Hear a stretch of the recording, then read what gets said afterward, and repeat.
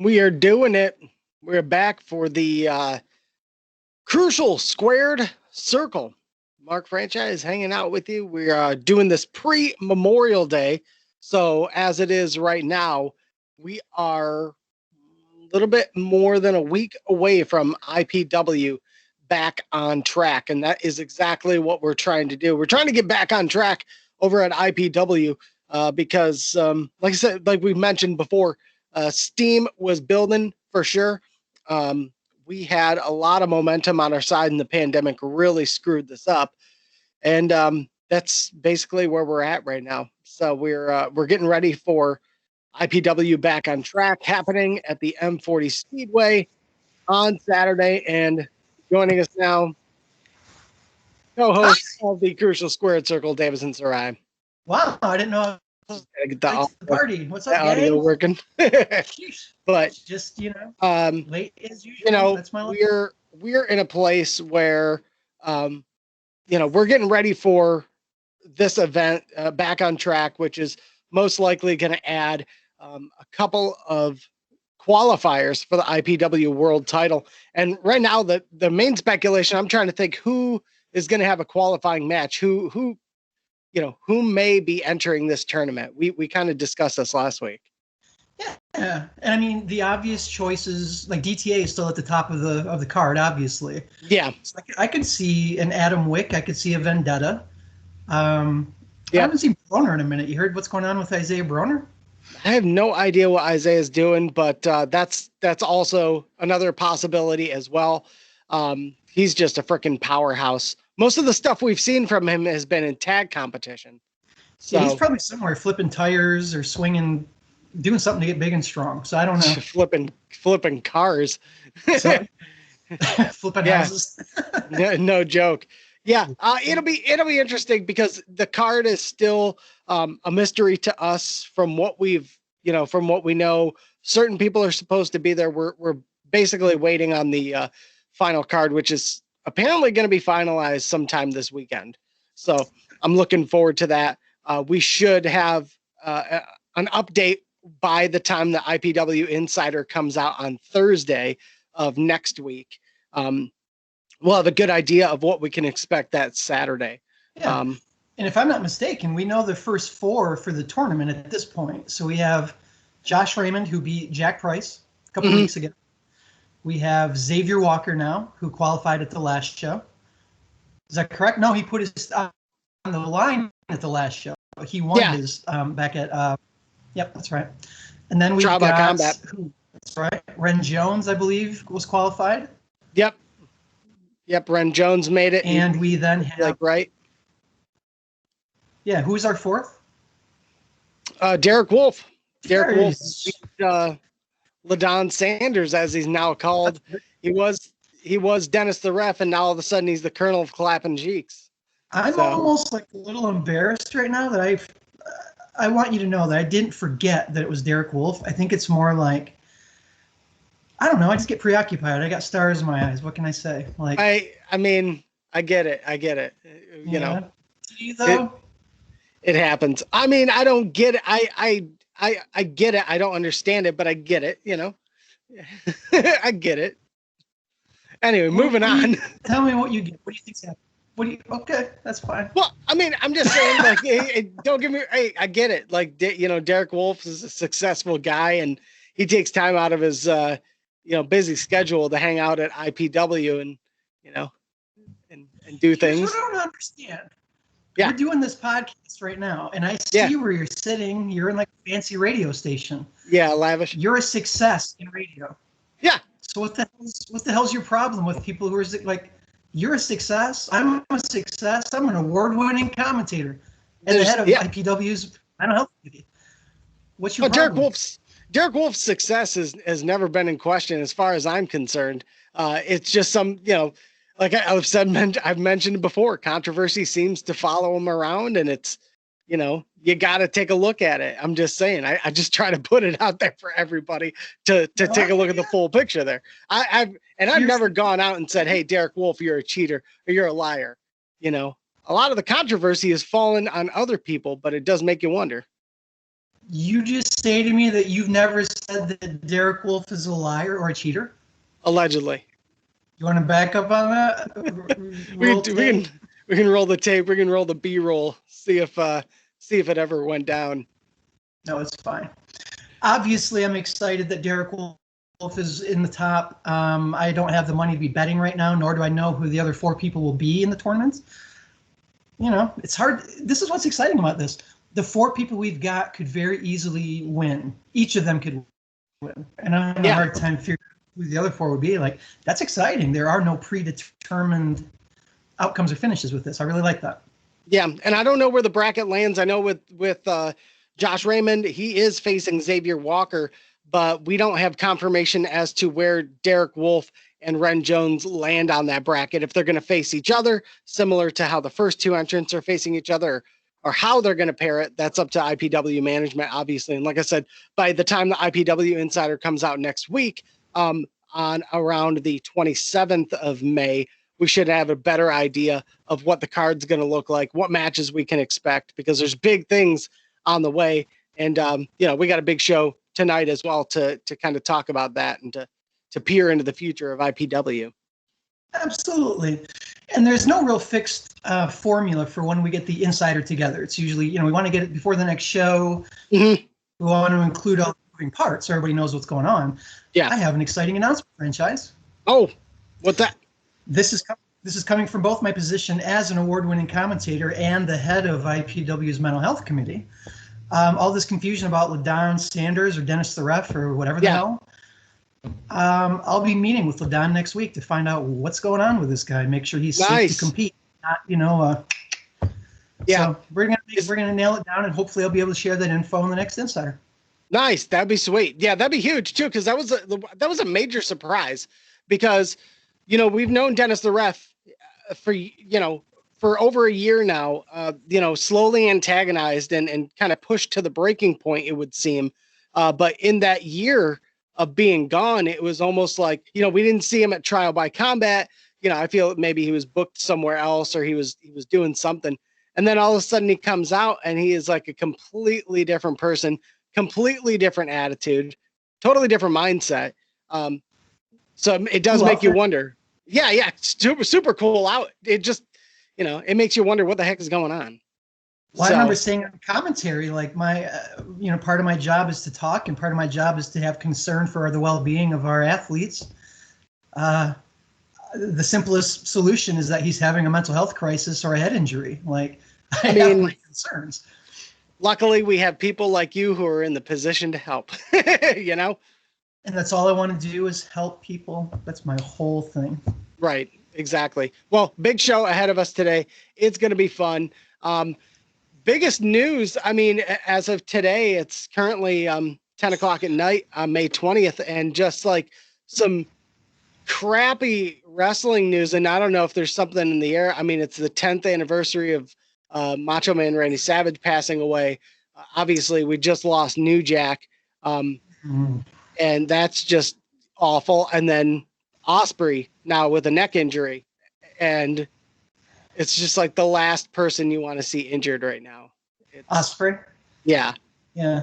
Well, I remember I reached out to you. This feels like a continuation of some pattern. I have seen this before. Like back with Ring of Honor when Nigel McGuinness finally got firing on all cylinders and became the champ. Yeah. Very quickly tore, I think it was his bicep. He's like, he got an injury. He kept working through the injury because he was finally at the top of the card. And then you know how it is. You work with an injury, you get more injuries because your body's trying to overcompensate. He worked for like a year and a half. His body was just falling apart. Right. It didn't happen until he got on the top. I feel like the same thing happened. Finn Balor, he won the Universal title. Bam, injured. I don't know. There's been a bunch of them. So it's like you have to push yourself so hard and commit so much to be at the very top. And now you got to sustain it at the top. No doubt. Like if you wrestle a certain kind of style, you're probably going to break down. And unfortunately, that's what we're seeing. Isn't it ironic he's never had a major injury till now? Yeah. Which sucks because too, he's really such an innovative wrestler, and that's what's so unique about him. And again, you see it from, we're a part of a lot of groups on Facebook in terms of wrestling. And I just see it. There's a lot of ignorance in American wrestling fans still. And that's That's why anytime anybody starts having an argument about any of the main promotions that are on TV, I'm like, support local promotions. Stop bickering and bitching about these products because they're sports entertainment. And AEW is launching it into a new direction where it's like you can be entertaining and have fun and still make it a wrestling show, make it about the wrestling. And that's what they're trying to do. Japan has always been about the wrestling and there's spectacle to it. You know, argument about WWE, and I've said it before, WWE is not wrestling. It's sports entertainment. If we were to do it by percentage, I would say Japanese wrestling is like 90% wrestling, 10% splendor. Yeah. I would say AEW is probably like, I don't know, 75-25, 70-30, wrestling to fun. WWE, I'm going to say like 80-85% fireworks and packages and whatever. Well, I mean, you brought it up in the last episode when you're talking about the pandemic and they're having these empty arena shows and you're watching AEW just tear it up week after week and dominate the Tuesday Night War or whatever the hell you want to call it. Oh, also big news there too, the new AEW show, the fact that AEW is moving to TBS and they're launching another show. You know, I can't believe Disco Inferno was wrong. I mean, for somebody of his caliber, with all of his accomplishments and titles, accolades, and then his buddy Jim Cornette with all of his massive accomplishments over 5 decades, like, how could they possibly be this wrong? It's almost like they've got a chip on their shoulder against everybody involved or something. I kind of feel like these guys are, you know. And you know, I look at someone like Disco Inferno. I'm like, okay, I get it. You used to be on TV every, you know, Thursday for WCW Thunder, and you know that's great and all. But I just feel like, you know, that one trick pony personality. You know, where are you coming with this? Like, where are you coming with all this experience, knowledge? You know, there's a reason. Like, I'm not gonna lie to you. I liked Disco Inferno. He was a goofy character. He was a goofy character. He's a decent wrestler. Like, he wasn't bad. He was never going to get past a certain height. He's a jokey gimmick of a character. What are you going to be, a world champion? Is Disco Inferno? It ain't going to happen. So it's just hilarious. I don't know if you've ever listened to his Keeping It 100 with Conan. It's their podcast. I like Conan's input. I think he's got a cool philosophy. He killed it in Mexico forever and ever. Like, he knows what he's doing. For sure. Yeah, no doubt. He's boys with Disco. So Disco gets to kind of come along for the ride. Yeah. And I never stop rolling my eyes because I want to listen to Conan and then I want to throw up when I listen to Disco.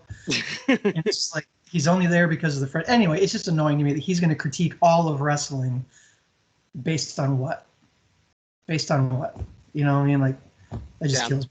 So, I don't know. It's exciting. What, they get 8-figure deal, right? To expand? Yeah. What are the details? Yeah, that's huge. I'm waiting to see what they can come out. I'm really interested in seeing what they do because a lot of people have this mindset like, well, if you're not, you know, boys with Tony, then you're not gonna, you know, you're just gonna get squashed all the time, you know. And it's like, do you even watch WWE? Like, do you even watch like AEW regularly to make that assessment? Because all I see is like constant criticism. And anger towards the product. And I really do wonder, like, how much are you watching? Like, what are you watching? How close are you paying attention to what's happening? Well, that's the part that gets me too, is I have sworn on and off for years, like, I don't ever want to hear from Cornette again. I don't want to look at his face. I don't want to hear his hillbilly drawl. I don't want any of it. Yeah. And then, though, like, if you do anything wrestling related on YouTube, the algorithm will bombard you with Cornette podcasts. Like, you cannot escape. There's a million of them. He absolutely watches and reviews the shows. Every week he puts a post up about his review of matches from AEW. Hates them. He likes Cody Rhodes. He's coming around a little bit on Darby. Likes MJF. But, I don't know. He's got that whole hang up on Kenny. He always has, always will. You know, what 10-year-old girl, never going to get over it. Sorry. Yeah. Oh.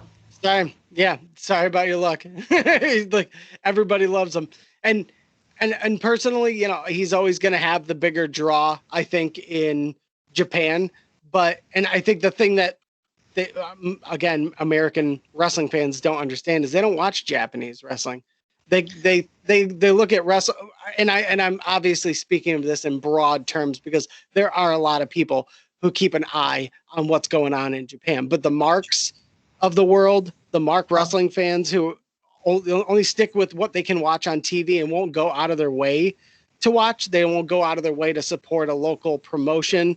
They won't go and check out what's happening overseas because if it was in their mind, if it was that good, I'd just be able to go and watch it. Well, I think we can break it down a little further. You said American wrestling fans, and I know what you mean, but I think you mean WWE fans, right? Because basically, yeah, AEW fans are infinitely more likely to be keeping up on Japanese stuff because of the crossover. Right. And I've said it a million times, and I want to keep saying it because I want everybody to go back and discover the heyday of PWG, man. Like, I have never had more fun watching shows. PWG consistently, highest energy, most insane athleticism, funny, like great. I don't know everything about it. So AEW is literally PWG just on a huge scale. So I don't know. It's so a lot of those people are already used to paying attention to the global independents, and then you get your Vince marks who are convinced that anything that's not WWE is, I don't know, inferior. Basically, yeah. Like, dude, that stopped being wrestling years ago. When would you say that happened? I mean, it would be easy to say Attitude Era, but that's not true because there was great wrestling in the Attitude Era too. I would say, personally, right. It's hard to say really.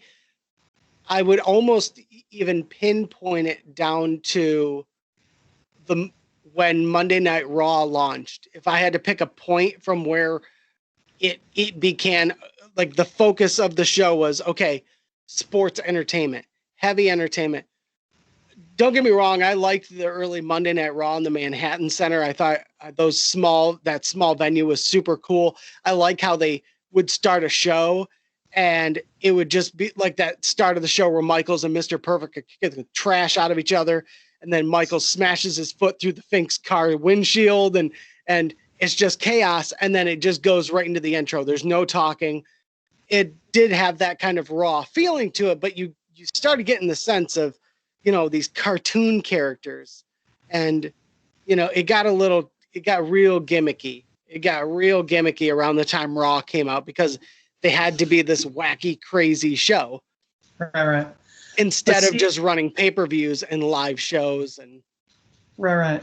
Well, I'm thinking just the same way that. Oh my God, my dog's gonna get murdered on air. I'm sorry. Same way that people tend to like to forget that the Undertaker, who's one of the most beloved characters in the history of wrestling, right? People like to forget that he's a zombie, that he's dead. Right. He has been for God knows how long. Killed and buried multiple people in the ground, never went to jail, shoots lightning. Right. Gets buried in a casket. Expose the business though, friends. Stuff. Yeah. So let's go all the way back. Think about how old wrestlers felt about Hulk Hogan. They absolutely felt like he was a cartoon character, and that was in the early 80s. Right. So I mean, was WWE ever close to real? Some people might argue. Well, so Raw happened, and that was a huge hyperbolic explosion of reality.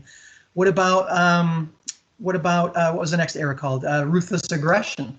Yeah, that felt like maybe their best stretch of just like wrestling focused formatting maybe ever, in my opinion. Mm-hmm. Yeah, there was some pretty wild stuff that happened during that time. I still think probably the most devastating thing I've seen in that era is when Shawn Michaels almost decapitated Sheldon Benjamin with the Sweet Chin Music. When he jumped off the top rope, oh like all my the way God, across the ring. Amazing. Yeah. And I think JR with that call was just like, it was perfect. Yeah, that call and that kick. That looked perfect. Yeah, it looked like he just absolutely took his head off, like he's dead. But I mean, that was one of those exciting moments where Shelton Benjamin was having a little moment there. Remember, like he beat Triple H on Raw, if I'm remembering. Yeah, that's what's frustrating to me is they would occasionally be like, you know what, let's go on an adventure. Let's grab some. Maven was like that. Remember Maven way back when? Yeah. Holy crap. First, He eliminated the Undertaker for the Royal Rumble, for God's sake. yeah, I think wasn't Maven the first one of the 2 winners from the first Tough Enough? Yeah. Hey, I think my yeah, I think my brother actually knew the other guy.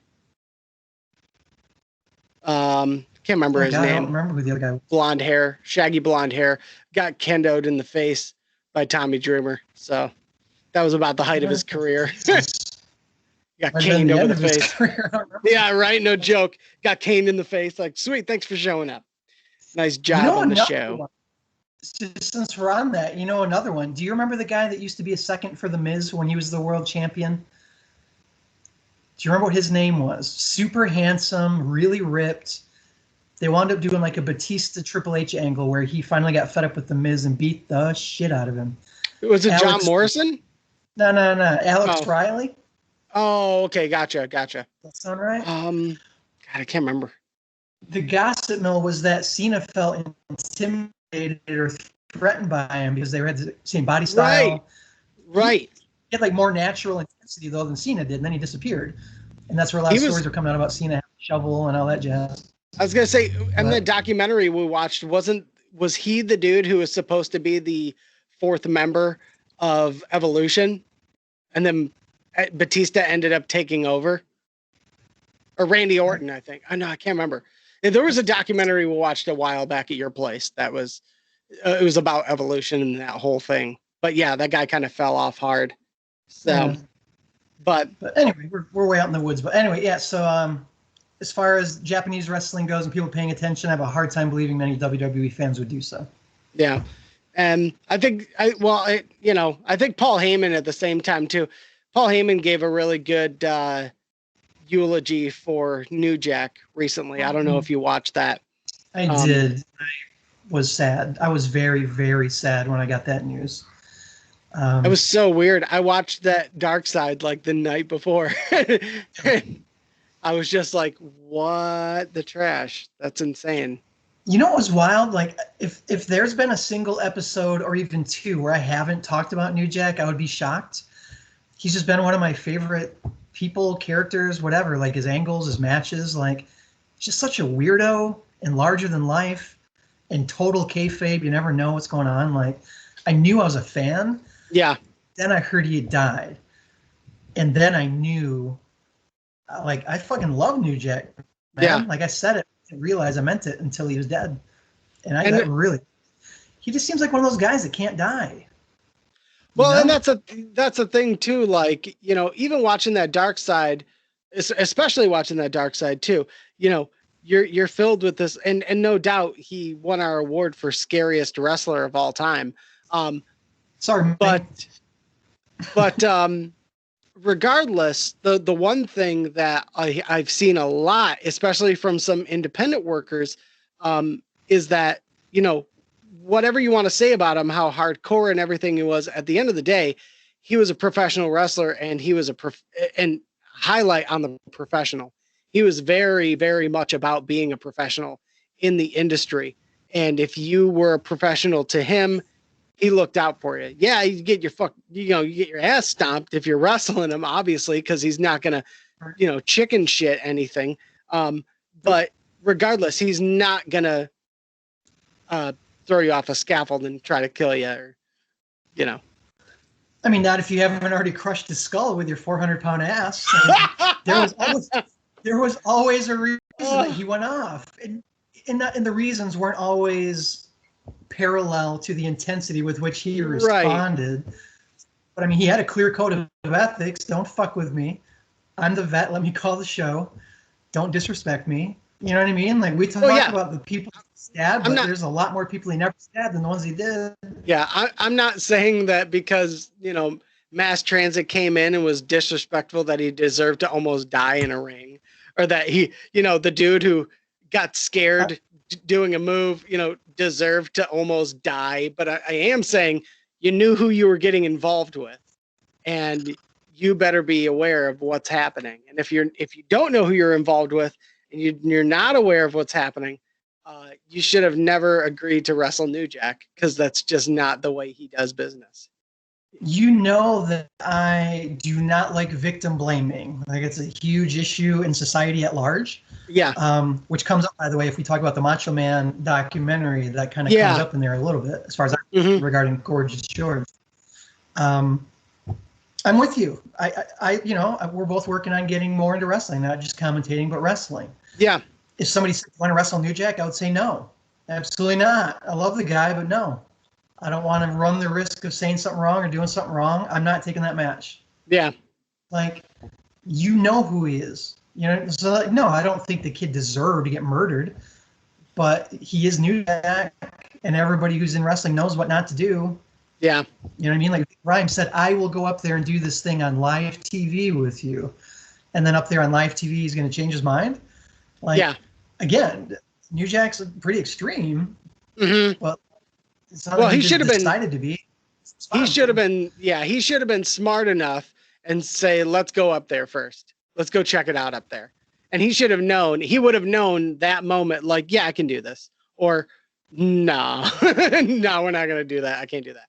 Like, the fact that he said he would was like, no, dude, we're doing it. We're not changing things on the fly. We're doing this. And him chickening out made him go blind and had brain fluid leaking out of his ears. So it's just, I remember bringing up on other sessions the whole idea of him having massive brain injury from that particular spill with the fluid and what have you. And I remember running off some of the symptoms of an enclosed brain injury person to you and T about the unpredictable wild mood swings, hostility, violence, potentially anger management goes out the window. But that's not even all there is to New Jack. I mean, he also, do you remember on the documentary about his upbringing? And that's just crazy. He saw as a young kid with his dad. That's brutal. That's the kind of stuff that, like, this might sound really crazy, but New Jack, in a way, was a success story for keeping it together as well as he did. Oh, yeah. Even though he looked like the complete opposite, Yeah, no doubt. Yeah, considering somehow, Yeah, sorry, considering what he saw, you're pretty spot on with that. But and then also, just because it popped up in my memories, I had a memory from 10 years ago on Facebook that said, "Waiting for the Webby in the sky, rest in peace, Macho Man."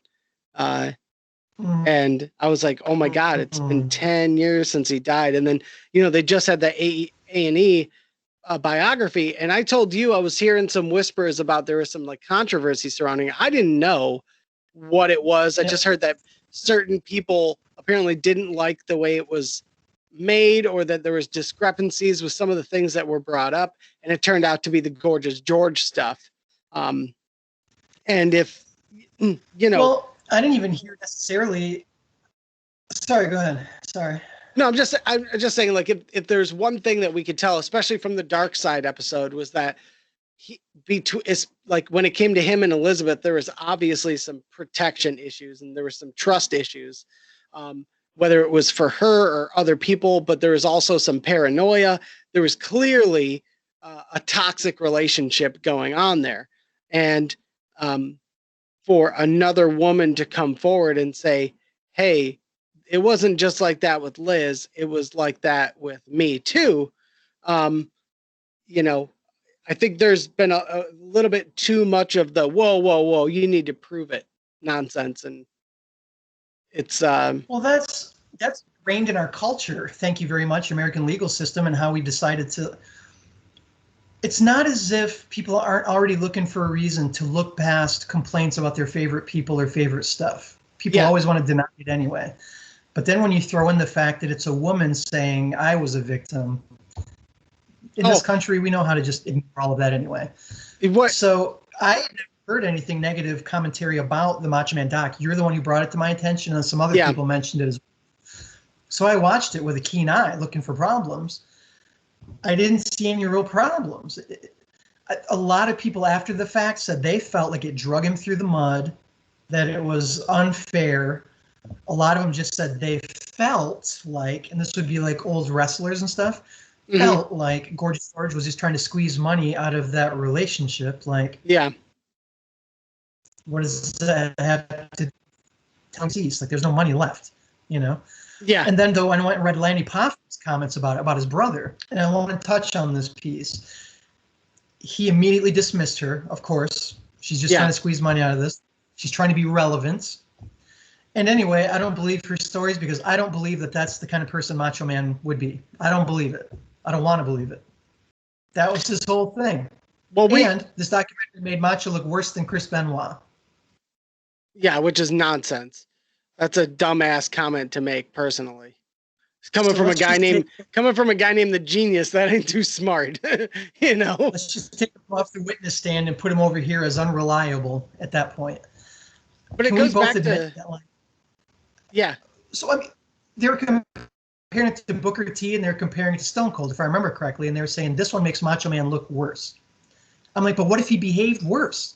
Because it sounds like he did, according to a lot of people. Yeah. So what the fuck are we supposed to do? Pretend he didn't, so everybody can be equal, so we can all keep pretending that our heroes are perfect people? Like, well, and that's, he wasn't perfect.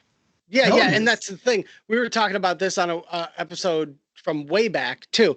Was the discussion of the Michael Jackson documentary and how when it comes to certain things, you know, even the most like-minded, even the most reasonable people, you know, present company included, even the most reasonably minded people will be open to when somebody makes an accusation about something, especially when it comes to troubling behavior, really take a look at it and consider it. But when it starts involving someone that's special to you or someone that you really care about, then there's this thing inside of us that starts going, whoa, whoa, whoa. It can't possibly be true because I care about that person and they're important to me. When in fact, when listening, you have to remain impartial.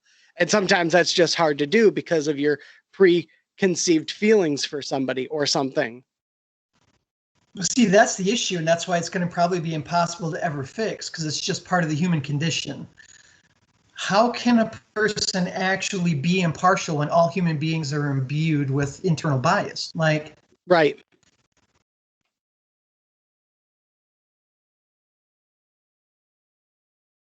Oh, we may have. Sorry, we're having some clips there. Yeah, I know that we're not using Zoom. Zoom is a much more reliable video source. Teams clearly is not the most successful video thing. But hey, we're tinkering around, seeing what works. You know, seeing what works the best. But yeah, this is probably because Bill Gates has been distracted with 5G and the vaccine and stuff. So Microsoft products are a little low.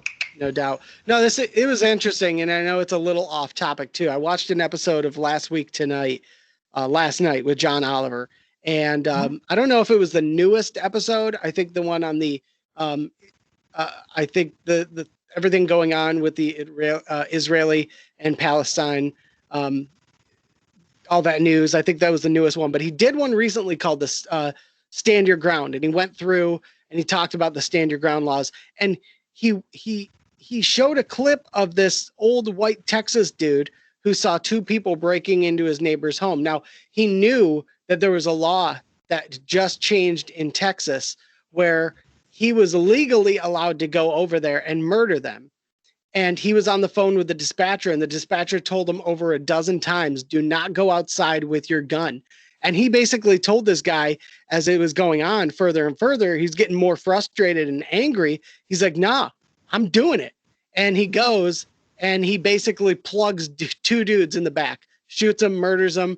And were they a risk to anybody's lives, or were nobody was burglars? Home. They were burglars. And so he put himself in danger and murdered two people. Now, mind you, afterwards, he had a freaking parade. There was like 200 people behind him, and they had interviews, and they were like, oh, sir, tell us what happened. He's like, well, I went outside and shot him. And then the crowd starts cheering, woohoo, you murdered two people, yay. And then it shows a clip of a black woman who had a gun with no bullets in it. It wasn't loaded by any means. She was being attacked, and she had the gun on her, and she was trying to use it as self-defense. She got thrown in jail for 2 years and had to give birth in shackles 1 year into her sentence. I was like, that works on so many levels. That works on so many levels. Is that a coincidence? Oh no, not at all. I mean, that makes perfect sense why that would happen. One, she's a black woman. Two, she's just a woman, straight up. I mean, there is already a lot of issues going on, especially, I mean, there's been issues. Let's just be honest with it. I know we're getting a little off wrestling base here, but there's been some serious issues that haven't been discussed or haven't been in the media limelight that absolutely deserve to be spoken about. And women's rights is up there, regardless of your race, color, or creed. Women in general are already treated like trash and eyeballed, you know? This is an easy way to kind of dismiss a lot of that too. Men have continued to maintain power partially through, and I'm talking governmentally, politically, right, through this argument that continues to hold up, according to a lot of people. Women are too emotional to govern, to lead. We're too emotional. You need to be more practical. You need to be more, what's the word? What do men like to say? Be impartial, be detached. What's the fuck is the word? I can't even think of it because I don't say it. I don't know. I don't think like them either. Logical. Oh, Logical. yeah. That's what it is. Okay.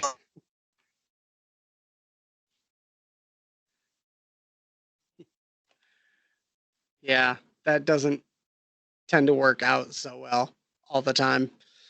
And yeah, it's stressful. And with the Macho Man stuff that's happened, and this biography that came out again, Lenny Poffo, he's gonna defend his brother, but that seems he's like, I don't think he would do that. I mean, I don't know if he did, but I don't think he would do that. And it's like, well, thank you for that incredible list of no information. Yeah, I'm glad that your feelings and desire mean more than eyewitness accounts and lived experience. I'm glad you don't think that would happen. Right? Exactly. And by the way, let's just do this. Lanny Poffo's career boom happened after Macho Man died. Yeah. He got to do a Hall of Fame induction for his brother. He got to do a lot of interviews on behalf of his brother. He gets to point at people saying they're milking their opportunity for relevancy. Right. See how that shoe fits both feet? Yeah. So I don't know, man. I'm not like addicted to the notion of trashing Macho Man because he's one of my favorite people. Well, like we've agreed, WrestleMania 3, his match with Steamboat, like all-time paradigm shift, you know? Yeah, exactly. And again, and here's the deal. And it's like I told you, there's a big difference between going, Macho Man is one of the greatest in-ring performers of all time, probably up there with one of the smartest wrestlers, considering how he would literally list a match from number one all the way down to the end, and he would memorize it, and he would work with the talent. He'd call the match because he could remember it. He could count on himself. But as a performer, that's great. But you can also say he was a womanizing piece of crap out of the ring. Now, you can and I can because we've worked to distinguish these things. Most people just have a gut emotional reaction. That's my favorite, therefore it's good. I like that person, therefore they are a good person. Like every person who's ever murdered somebody was somebody's mom or dad. Yeah. Or had parent. You know what I mean? Like everybody is somebody's something. Yeah. That doesn't exclude you from guilt. Everybody is attached to somebody. That's not, you don't get to exclude people from being human and making mistakes. Right, because of your favorite wrestler. Like that's not life works. Yeah. I mean, there's yeah, I mean, and again, it's unfortunate at the end of the day because yeah, you can sit there on one hand and say, yeah, he's not here to defend himself. On the other hand, you have somebody who dealt with it. And it's like, listen, like I told you, she's got nothing to gain from this. This isn't going to start this revolution where Gorgeous George is going to have a miraculous career because she talked about her experience with Macho Man. It's not going to happen. Like, no, she's just talking because she experienced it. Like, I don't know. It's another one of those things that reminds me I'm participating in a largely male. Wait a minute. What the hell is happening? What's going on? Are you seeing this or are you not seeing this? Who is DW? That is Derek Wolfe. I'm looking at him right now. It's Derek Wolfe. Do you not see him? This is Derek Wolfe. And I'm popping on because I have some things that I want to talk about tonight. See, okay, what up? No. You guys need to shut your mouth. I have some things that I need to talk about tonight.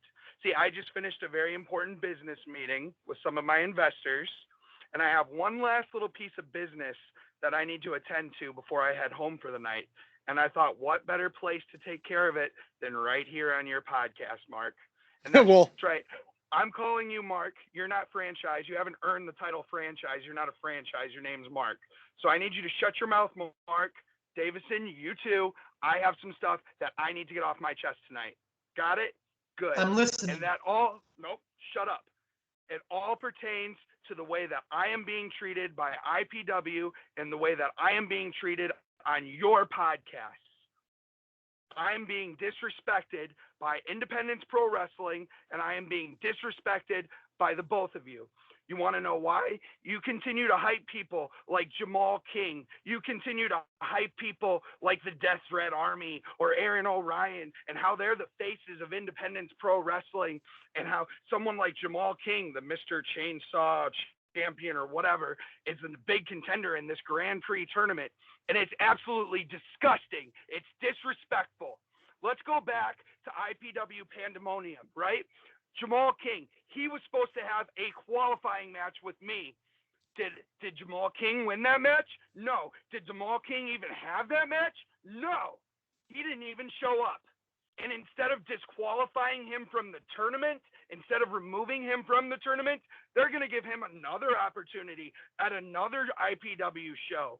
Is that fair? Absolutely not.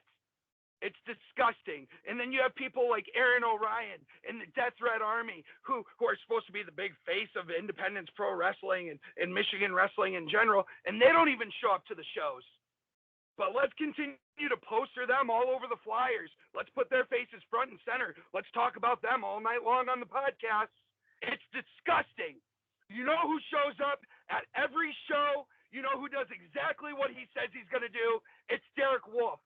I walk into the ring, I kick their ass, I pin them 1, 2, 3, and then they leave. They don't ever come back. It happens time and time again. Jeff King, Zach Ibiza, Jimmy Shawin, to name a few. Those are all wrestlers who have had matches with me, and as soon as they're done with that match, they never show back up in Independence Pro Wrestling. It makes me sick. We hype these people who are supposed to be the big faces of the company, and they don't even show up to shows. But I'm here every night, stepping away from my businesses, losing money from Wolf Industries to come and perform for these people, and they don't even have the nerve to put me on the flyer. You don't even have the nerve to give me the respect that I deserve on your podcast. It's disgusting. It is absolutely disgusting, and things need to change. Things are going to change. However long we decide, or however long Independence Pro Wrestling decides to stretch out this qualifying tournament, at the end of it, it's all going to be different. You're going to see Derek Wolfe on the flyers. It's going to be Derek Wolfe that you're talking about on your podcast. There shouldn't even be a qualifying tournament, to be quite frank. These people don't even show up. It should, look at my win-loss record. I always do what I say I'm going to do. I come to the shows. As soon as the championship needed to be vacated, it should have gone to someone immediately who's going to be the face of a company, who's going to be at every show. Aaron O'Ryan is Michiana champion, and he can't even come to the shows and defend his title. It's disgusting.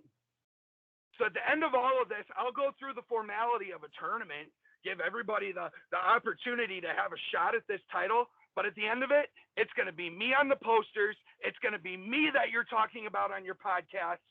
And it's going to be Derek Wolfe's name on the IPW championship. You can bank on that. Hello? I think he's gone. What the trash is that? I don't even know how he got on this call, first off. And second off, he's a man of means.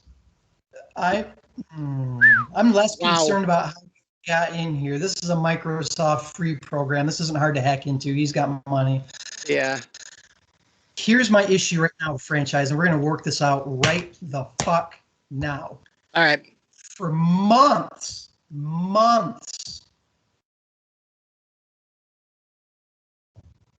all I've been trying to do is build a bridge with Derek Wolfe. All I've wanted to do is build a bridge from IPW to the most powerful and influential man in professional wrestling. I've been trying to lay these cobblestones with my nubby little bloody fingers because everybody keeps stepping on them while I'm trying to lead these things to greener pastures so we can all succeed on the back of Derek Wolfe. And now look what happens. He's blaming me for your bullshit. Me? I don't make the flyers. You know, I mean, I get he's mad about that. All you heard was flyers? What about the show? He's not lying. He did not lie again, except that he blamed me for your mess. And like, what? All right. Then fine. If Derek Wolfe is that, if he's that heated, let's invite him to do commentary with us at Back on Track. So yeah. Derek Wolfe, I know he's going to be watching this. Join us for commentary whenever you feel like it. At some point I'm Back on Track. We'll make sure we got an extra mic because obviously he's got a lot to say. Hey, I get it. I get why he's pissed off. Don't get me wrong.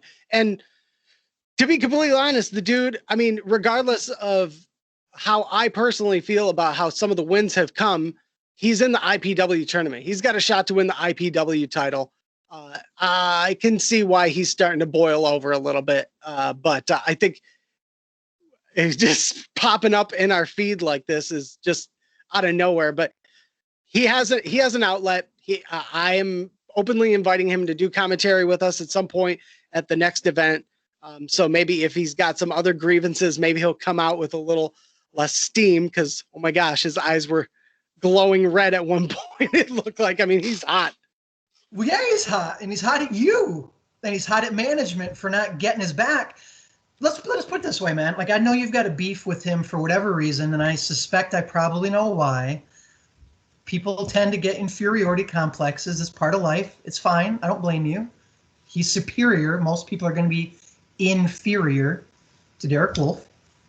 So I can't blame you for projecting your unhappiness or insecurities onto an incredibly successful, happy, powerful, rich man.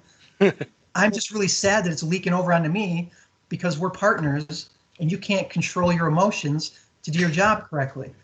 That's what bothers me. That is affecting me, my bottom line. I've got a pretty good grasp on my emotions. I think Derek Wolfe is obviously got a little work to do on his because he's getting to the point where he's boiling over. He's jumping on calls he wasn't invited to, and now he's trying to apparently throw me under the bus as if I've got some kind of power over how people look at him and the way he presents himself. I mean, I understand we got a job to do. We got to call a match, but regardless. He's in the IPW tournament. He's got a shot to win the IPW title. He's in the running. Whoever likes it or not, it doesn't matter. He's clearly successsul.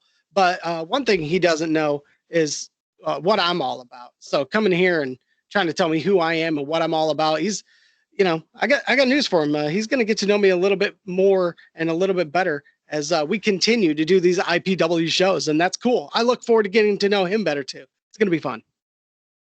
I just can't believe I can't believe he just jumped on our call like that. We're doing a podcast. I can't tell if that last thing you said was you being genuine about looking forward to getting to know him, or if that was a little bit of like machismo coming up of you of like, yeah, I really look forward to finding out what this guy's I'm excited.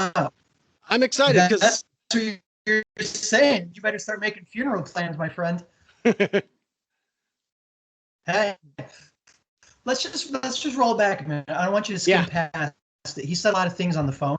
We didn't invite him, but let's just address it anyway because we have. For sure. He said, in his opinion, he's being overlooked because all these other people who supposedly have more hype get all of these accolades and get broadcast. Meanwhile, he's a workhorse who keeps showing up, and holding this down. Can you disagree with that? I can't. No, and okay, and again, as far as the flyers are concerned, I don't make the damn flyers. I don't even know who does that. But obviously, if I were going to make a flyer, Derek Wolfe is one of the top guys in the Federation. You can't ignore that, and to act like he isn't. Commentary doesn't reflect that. That's what I'm saying. That's what he's saying. Like, now you're going to point on the flyers because you don't do the flyers. So let's focus on the flyers. He wants to focus on what you do, which is fail to toot his horn, which deserves tooting all the time because of his success. I don't know what the hang. Now I can understand, because now I punked your ass out not once but twice in the last 2 weeks. I can understand you having some reservations. You need to get over your ego and do what's best for the company and for Kiss in the Ring. Okay, yeah, okay. So the next Derek Wolfe match, I'll make sure to point out all of his accolades, and I'll definitely do my best to get on that. I'll let him tell me how to do my job. I'm all over it. Just I'll start making notes. Yeah, fair and impartial. As long as it's tilted a little bit, I'm sure he'll be happy. Just be objective. Yeah, no doubt. One other thing that he did kind of touch on too was the IPW world title, and this is something we've brought up too, is the fact that it's really weird, and Jack Price brought it up too. He lost to Karam. He had a guaranteed rematch. Karam gets injured. How does the title not revert back to Jack Price? How does Jack Price get himself involved in a situation where now he's got to beat 4 guys in order to become the IPW champion again? You know, it's a little strange, but again, I'm not a part of IPW management. I don't know, because you're Raymond. Right. He lost to Raymond, but I'm saying he should have been next in line with the guaranteed rematch. What I'm saying is it was confusing, but again, because it is the interim championship, it does mean, well, we need some kind of fair and impartial way to determine who the top guy in the Federation is. And if Derek Wolfe is the top guy in the Federation, if he feels like he is the top of the ladder, then he'll have no problem making it to the finals. And if he wins, there will be no excuses. You just did it again. That's why Derek Wolfe doesn't like you. You just did it again. If he's successful, if he's such, what do you mean if? There's no question about it. I'm speaking in terms of the IPW tournament. If he's successful in the tournament, and if he is the top guy in the Federation, he'll be the champion, no problem. And we'll have to call him the champion because he will be the champion. What I'm saying, though, is if I were to say something like, Tommy Vendetta is the top guy in the company. Well, there's no hard proof to prove that. Obviously, he's a talented wrestler. But me going, Derek Wolfe's the top guy in the company, not only would that not be impartial, but he's not the world champion. Nobody is. That's why we're crowning this heavyweight champion for IPW, to find out who is the top guy in the Federation. Wolfe says it's him, and we're going to have to wait and see how things play out. And if he is the top guy, then he's the freaking top guy. There will be no ifs, ands, or buts about it. Can I do one quick demonstration just to prove my point? Yeah. This is my TV remote control. Pretty normal. See what color that is? It's black. Black. Yes. Is that my opinion, or is it black? That's a fact. That's black. Then stop talking about Derek Wolfe's assertions that he's the best as if it's some kind of an opinion when he's objectively and metrically demonstrated that it's a fact. Well, I'm just trying to save you more embarrassment, man. We're a team. How you go, I go. How I go, you go. Right. This is the first time I've ever felt that you...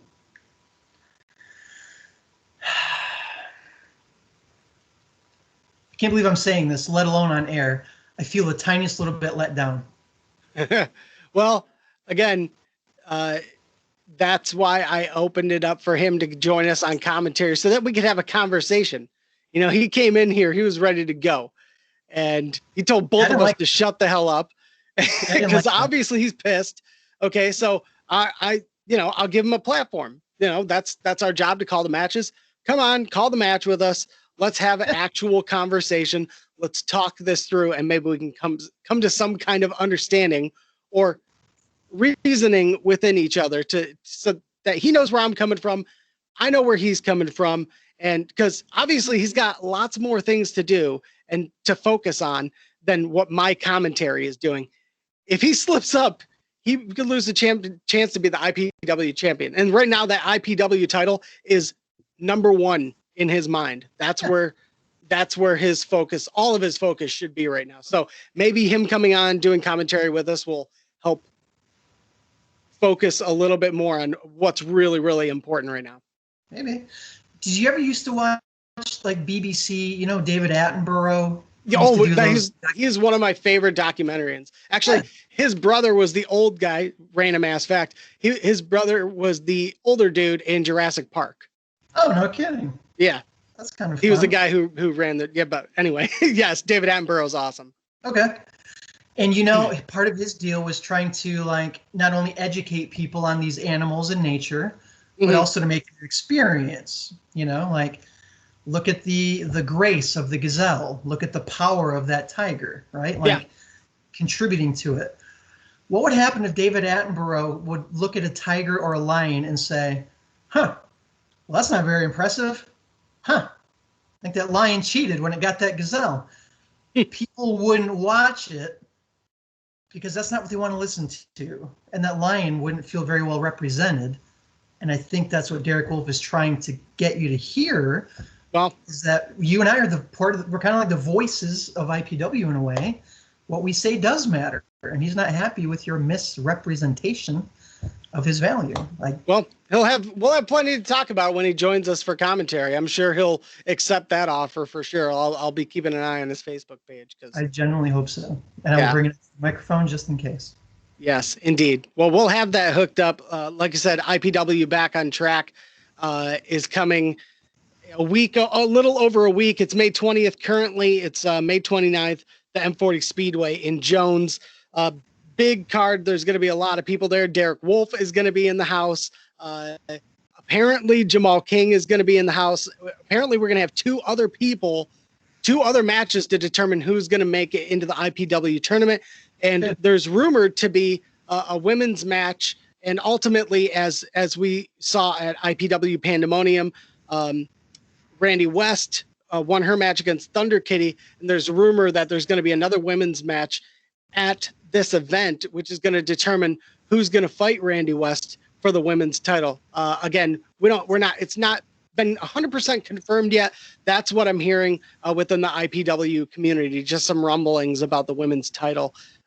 Because obviously there was supposed to be a title match last year. Pandemic just messed everything up. So regardless, there's going to be some big time action. As always, IPW puts on some of the best shows in the state, some of the most entertaining, the best wrestlers, and it's always a great time. So I'm looking forward to Back on Track.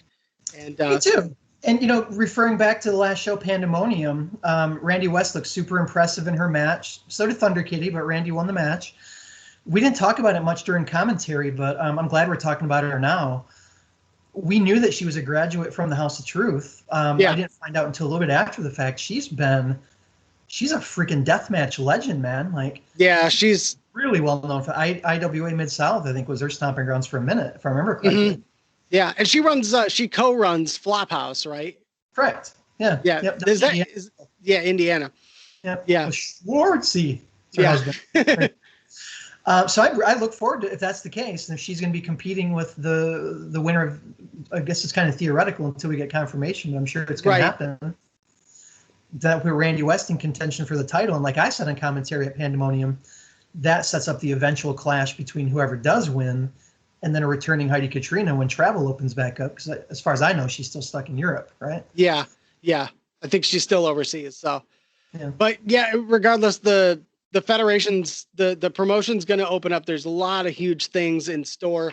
I know for this year, like I said, rumblings within the IPW management about certain shows that are going to be on the way, just mind-blowing stuff. And what I'm really excited about ultimately is having an IPW champion, because it's really weird to, and Derek kind of made a good point as the Michiana champion. You do see Aaron Orion traveling a lot, and I know, that's he's a very sought after wrestler in Michigan.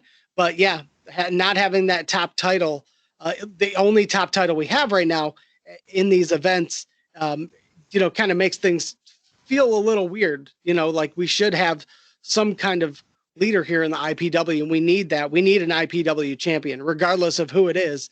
It doesn't matter. We need a champion. We don't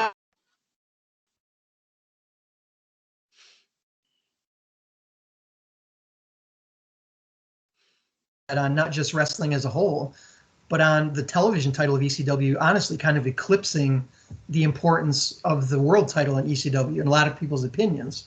Right. When we think about WWE and we think about Intercontinental title and world title, there's a very clear pecking order. It's very clear. Right. Old NWA, WCW, we had our world champion, we had our television champion. There's a pecking order.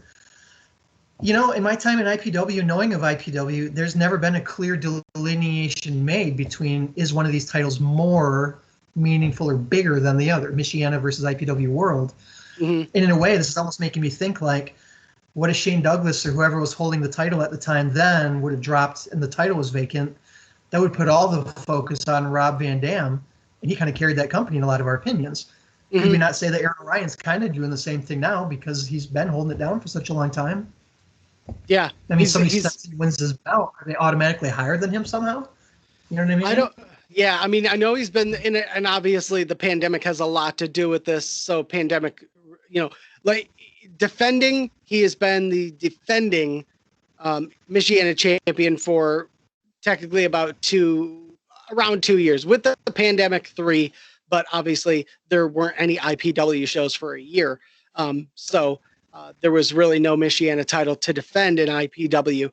So yeah, as we're looking at it now, we look at, a guy like Karam who's out and injured, and already looking at the 4 people in the tournament with Josh Raymond, Xavier Walker, Ren Jones, and Derek Wolfe, is that you've got guys who are just winning.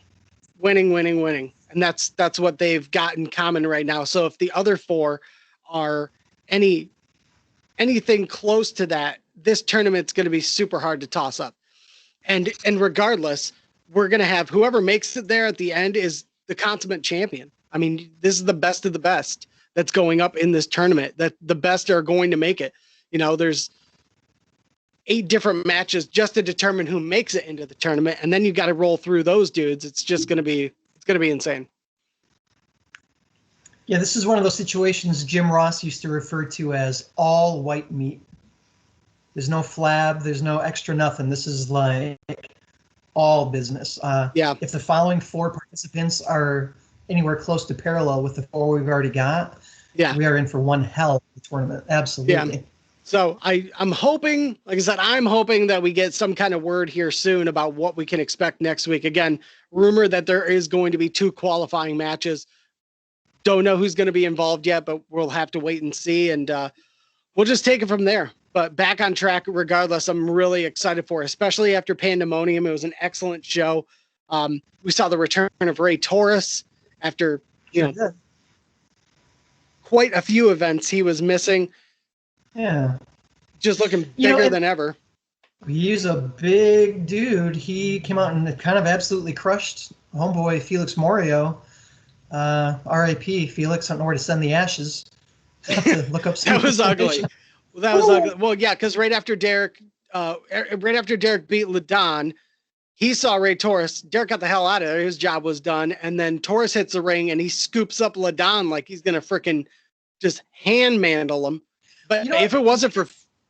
We didn't take the time to talk about it at the show, but there had been a lot of speculation between us before on the podcast talking about why was Ray Torres coming out and torturing Zach Ibiza in the way that he was when Derek was feuding with Zach.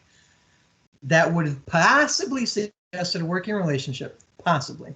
Not making any accusation. I mean, there was rumors, but... there was rumors, but we already asked Derek on the episode he was on before, and he didn't give us an answer. He just said, you want to know what's up? Come to the show. So that's all we know. So, I'm not going to slander somebody and say somebody is at fault for doing something. But what I will say is that Torres almost freaking destroyed Ladon. If he would have gotten him for that scoop up chokeslam, like Ladon would have been Eden.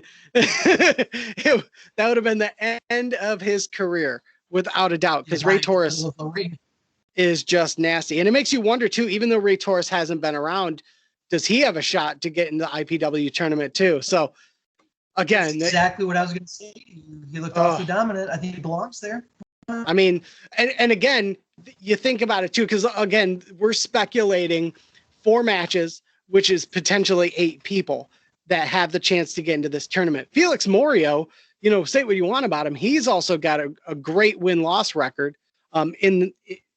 Prior to Pandemonium, Ray Torres comes in and just kind of squashes that whole thing, and it almost like it's like Felix was doing the right thing to help out Ladon, because Felix is the local guy. He's a fan favorite. I saw what he was trying to do out there. It was a mutual respect thing for Ladon, but man, I think once he got in the ring and saw what he actually did, he was like, well, all right, I'm here. So I gotta go through with it. And kudos to him. That was one of those moments of multiple truths. So he was a hero. That is true. He made a huge mistake. That is true. I'm glad he did it. I'm sure Ladon's glad. I'm not sure Felix is happy about it. Right. He took one for the team. He definitely took one for the team there, because that got really ugly. Curious about the tag team championships too. I'm curious, like, where we're going to go with that. I mean, obviously Gracefully Chosen, 2 wins, 2 back-to-back wins. They took the titles, and they defeated Big Facts, who, in my opinion, were like, if you got a tag team that could take those titles, they were it. And man, they hit when dude hit the freaking double fly trap, I thought it was toast. I thought we had new tag champions. Jason Page had him locked on the middle rope, hit that double fly trap, and I was like, that's how it goes. And I don't know, maybe because it was on Truth Martini's birthday, the power of the truth was flowing through him from afar. My God. The power of maybe that's what it was. Big Facts is really impressive anyway. And I hope Eli doesn't feel insulted by this, but I feel like if there ever were a barbershop segment, at this point in time, I gotta say Jason Page looks like a possible standout, although the team is fantastic. Even with back-to-back losses, I mean, the nature of how they lost and to who. Yeah. I don't see them falling down any ladders anytime soon. I want to see them back immediately because they're so fun to watch and competitive. For sure.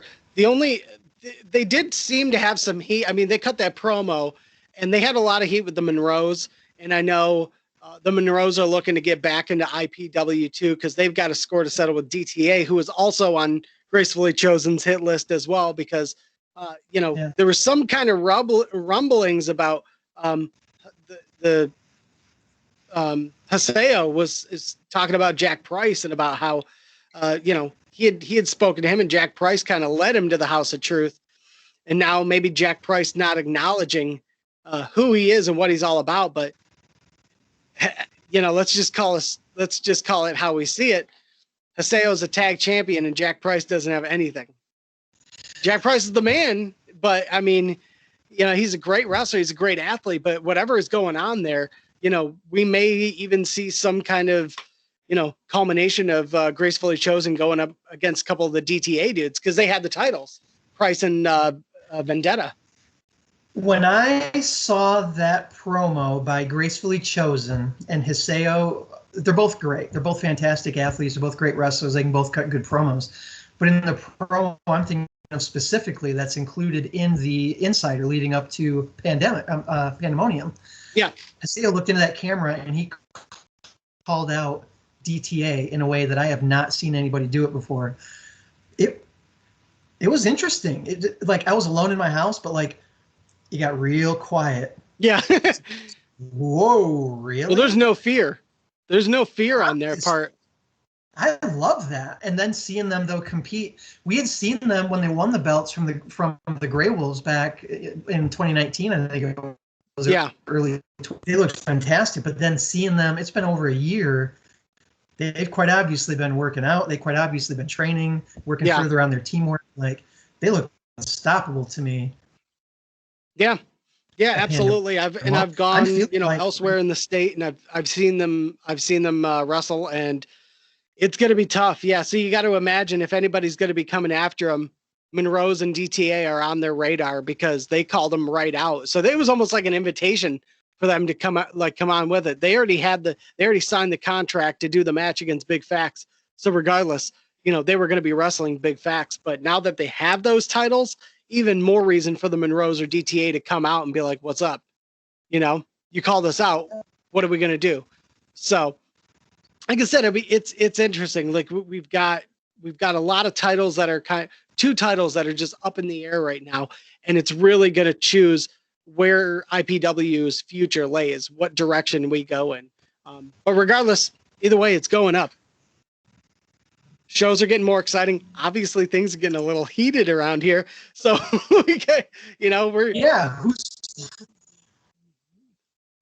I'm gonna forgive you. I'm working on it right now. Thanks. I know you don't understand it.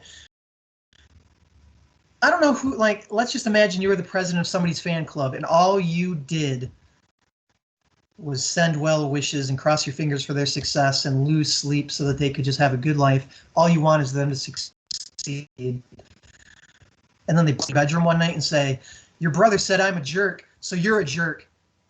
That's what just happened to me tonight. I got some thinking to do. Okay.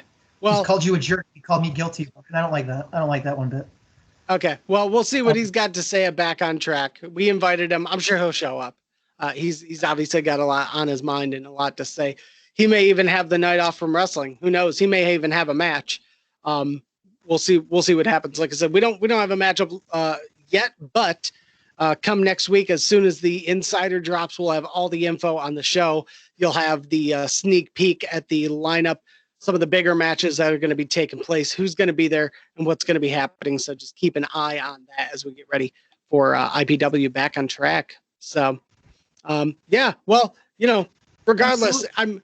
I'm glad Derek Wolfe popped in and somehow got into our meeting and our podcast because, obviously he's got stuff to say, and I'd much rather him come at me like that on a private podcast than come on air during a IPW event and risk, security getting involved, and that's not necessary. So he can come on, he can do some talking with us. We'll have some fun, and we're going to get ready for IPW Back on Track. I'm excited for it.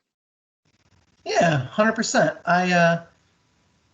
This is just one of those interesting things where it's like our roster is strong, interesting dynamics between members of the roster. Like, to me, it's almost like it doesn't matter what the card is because it's still going to be good. Like, How do you not have good matches with this roster? Yeah, I've never seen 1 week IPW event or match, period. Yeah. Just the way it is over here. Do you have any, let's just talk for a minute about, I don't know, our history with IPW. Like, what are some of your highlights that stick out to you? Not even just as a member of the squad, but as a fan. I'd say the reaction that Zach Abiza got when he beat Jake something, you really made me feel like, okay, this guy is ready. He's primed. And then it just kind of tanked as soon as he disappeared and did nothing. So that was ruined. That was tarnished. I will say probably one of the most exciting matches that we've watched. That first match that we saw between Josh Raymond and Aaron Orion. High stakes? Yeah, at High Stakes, Raymond just absolutely gushed the trash open. That was unbelievable. I've never seen a dude in front of me in that condition, and I was really worried. That's what happens when people smack you in your face with a ladder over and over again. I mean, right. No, he sure did. Yeah, he drove it right into his head. And there's a couple other times too. Obviously, I think the Grey Wolves, when they took the tag titles, that shocked the hell out of everybody. That was fun. And the biggest PTA. Yeah. I will say probably the biggest pop we've seen so far is when Dennis initially hit the 450 on Adam Wick. I think that really blew everybody's mind in the bar. They couldn't believe that had just happened, because you never see a ref do anything like that. You know, the ref is supposed to remain fair, impartial down the line, you know, and to see him like kind of, well, and you know, he's getting pushed around too, so I get it. But you know, yeah, there's been so many. It's really hard to say what my favorite would be. Like I said, every single match, it's just high caliber. Every single match we've seen is not only a lot of fun, but it's unique matchups, and you know, it's really entertaining to watch. It's people who really know how to wrestle, really get in there. They're very educated. They know the ring, and seem to know their opponent really well. And there's a lot of fun ones too, like Bailey Mannix against Mysterious Movado. That was one of my favorite matches to call, because Movado is just so entertaining, you know? So mysterious too. I know. No way of knowing what's going on under that mask, except a lot of karate moves and dance moves. And yeah, I love that moment. That was one of my faves as well. I loved it when Heidi Katrina slapped the shit out of that drunk frat boy. Oh my God, that was great. That was like beautiful. when she slapped the shit out of Jamie Cox at that one show. Yeah. Heidi Katrina just slapping the shit out of people. That's things. Yeah, yeah, that was great. Yeah. Basically, that because was cool. What's that? Nothing, just software being crappy. What were you saying? Right. No, just saying it. I was really happy because like she was trying to talk and she had a lot to say. Obviously, she messed her ankle up, and freaking jabroni balls told her to take her shirt off, and I was like, "Oh, dude, you're gonna get wrecked right now." It's like you are going to get wrecked. That comment. Oh yeah, that's what he. What that's how he got. That's how she heard that, and everybody in the bar was like, "Dude, F off," you know. And she was like, "No, come here." And the funny thing, actually, I pointed this out, and I actually let Tommy know this. This was funny. I said the best part of that whole night, for me personally, was when the dude who got slapped's girlfriend was in the audience, and you know that guy was like some freaking, you know, squeaky ball prick, probably weighs 120 pounds, soaking wet, and then she's sitting there, and Tommy Vendetta walks out through the curtain. And then she's soaking wet, and she's biting her lip. I look over and I see her looking at Tommy Vendetta, just having the soapiest of nightmares right there in the bar. And I'm like, oh man, you are getting broken up with very quickly. That relationship, courtesy of IPW. Yeah, and that's what we call tough luck. So. I'd say what maybe my all-time favorite moment was. It was there's several actually, during a tag bout between Isaiah Broner and Adam Wick. Yeah. And the rather bald tag team of Caleb Stills and Nate Bach. This would be the match that contained the famous and infamous moment when Caleb Stills dove between the ropes and utterly demolished IPW Spanish announce table.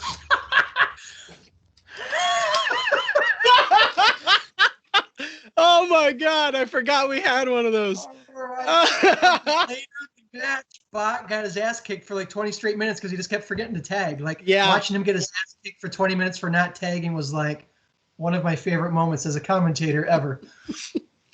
Like, you know me, like, I grew up skateboarding. I watched Jackass. I like watching people get hurt as long as they don't die. Like, it's kind of funny. Oh my! Somebody makes that many mistakes. I'm like, yeah, you've earned your ass kicking, and I'm going to watch it gleefully and not feel a drop of remorse for you. That's your fault. What about his haircut? What the fuck is going on with Nate's haircut now? Oh my gosh, I don't. Maybe it's like additional padding. I don't know. Like the bump pad when his head bounces up. Yeah, I don't know. I don't know at all what's happening there. He's feeling himself though. It's like his little square mullet on the back of his head. Yeah, I mean, at least he found himself. Now he's got that Ice Baby feel. He's got that vibe. You know, he's feeling himself. So hey, you know what? If he's enjoying himself and he's having fun, he looked good against Max Morrison. I will say, like in terms of tag to singles, he was way more impressive as a singles wrestler for sure. But and again, That actually explained his performance in the tag match. He was wrestling like a singles wrestler in that tag bout. I agree with you. I think better in that match for sure. Mm-hmm. So, and yeah, you're right. That maybe does explain why he was kind of like, nah, dude, I got this. And the veteran in Caleb Sills is like, bro, no, I know this. I've been around. Like, but they took the loss. So, yeah. So, but yeah, that's a real thing that like I just don't see very many people talking about. Is I know we work for IPW, but in all seriousness, as a fan of wrestling, I love the shows because every match means something. Every match is entertaining. It leads to something else. Everybody involved is super talented, is, the top of their game, and they know what they're doing in there. And they're a lot of fun to watch, and they're a lot of fun to call. And you never know what's going to happen. And we really never know like what is going to happen in IPW. And it continues. The mystery continues. The mystery of who is going to be our women's champion, who's going to be the IPW champion. That's going to shift everything. Because you had two, basically for, all intents and purposes, you had two DTA members with the singles titles in the men's division. Although Karam left the DTA, he had been a part of the DTA for a long ass time. So, like I said, in all intents and purposes, you had two DTA-esque members running this federation as far as singles titles are concerned. This adds a whole new dynamic to it. So see what can happen. Do you think that, and it was just me speculating, but like you were saying earlier, Jack Price may be in the middle of a real fall from grace from when we met him initially as the IPW World Champion? Yeah. Aaron O'Ryan has made it no secret in multiple promos with the guys from the crew. He expects more from them, and he doesn't want to be the one holding gold and the only one plowing forward. Do you think we might be seeing some fissures? Like, could you imagine a time in the future where DTA is not fully compatible the way they are now? Well, I'd say that is definitely a possibility. Looking at it logically, the best thing I think the DTA should be doing right now is doing a super crucial regrouping and go, okay, new freaking battle plan, because you start seeing dominoes fall, and that's when you're going to start having trouble. Like you said, Aaron O'Ryan he's made it very clear of his, his distaste for what's been happening with Adam Wick. That's not a good look for the DTA. But Adam Wick got some redemption and took that win over Terry Van Avery, which you got to imagine makes Aaron O'Ryan happy, because he's like, all right, son, way to freaking step it up. Way to get back in the game. That's what I'm talking about. Alex Weir, Tommy Vendetta getting that tag team win. So although I think Jack Price is really the asterisk in all of this, is because, Vendetta doesn't normally have a problem getting the win. He hasn't been pinned since Grey Wolves last year, and that was kind of a double pin if we're going to be, realistic about it. But the match itself was already way out of control. Not a big surprise there. It was a handicap match, basically. So yeah, they were calling it a triple threat, but like we said then, I mean, it's not like the two guys from DTA were exactly trying to like win the belts from the other two. It's like they were there to protect those belts. This just occurred to me while you were talking. So we got Jack Price. He is Black Diamond.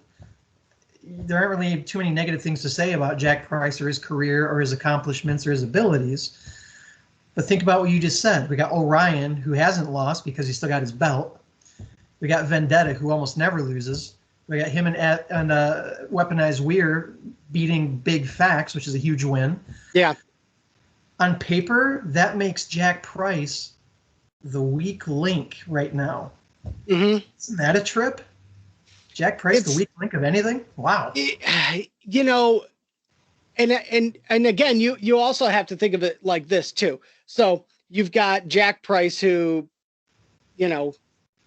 okay, he's a Black Diamond. He's always been in that main event picture, and now he's got some issues going on where he's unable to get the job done. So Aaron O'Ryan obviously is a little concerned about what the heck's going on. So for Jack Price to be in this situation, on one hand, you could be like, oh, this is a little dangerous. On the other hand, maybe this is Aaron O'Ryan kind of messing with us a little bit, making us feel like there is some kind of defaction going on just to turn it around on us. They could be using it to their advantage. I don't know. Plus, we've got the ace in the hole, someone that we haven't even talked about in the Death Threat Army, who's never made an appearance in IPW, and that's Christopher Saint.